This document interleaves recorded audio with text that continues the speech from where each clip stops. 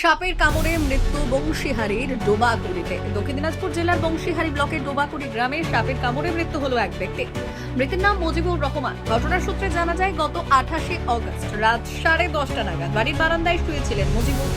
সেই সময় আচমকাই তাকে সাপে কামড়ায়। চিৎকার শুনে পরিবারের লোকজন ছুটে এসে প্রথমে তাকে উদ্ধার করে রশিদপুর গ্রামীণ হাসপাতালে নিয়ে যায়। পরে অবস্থার অবনতি হলে গঙ্গারামপুর সুপার স্পেশালিটি হাসপাতালে স্থানান্তরিত করা হয়। সেখানে টানা চিকিৎসাধীন থাকার পর 29শে অগস্ট রাত প্রায় 9টার দিকে তার মৃত্যু হয়। শনিবার দুপুরে মৃতদেহ ময়নাতদন্তের জন্য পাঠানো হয় বালুরঘাট পুলিশ মর্গে। হঠাৎ এই মৃত্যুর ঘটনায় গ্রামে নেমেছে শোকের ছায়া। ঠান্ডার মধ্যে শুয়েছিল, শুয়ে থাকার পর কি যেন একটা কামড় দেয়। কামড় দেওয়ার পর চিৎকার করে উঠে, তো বাড়ির লোকজন সবাই উঠে দেখে যে বলছে আমাকে কি যেন কামড় দেওয়া। তারপর কামড় দেওয়ার পর দেখা যায় একটা সাপ, বিষে দেওয়া সাপ মানে বের হয়ে গেল বাড়ি থেকে।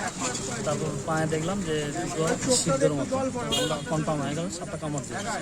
তা আমরা রশি দিয়ে বেঁধে আমরা প্রথমে বুনিয়াদপুর রশিদপুর হসপিটাল নিয়ে আসলাম।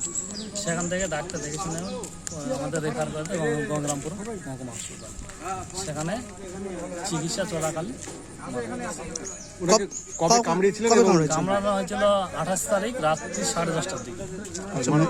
মারা গেল 29 তারিখ রাত্রি 9টার দিকে। কি নাম ছিল?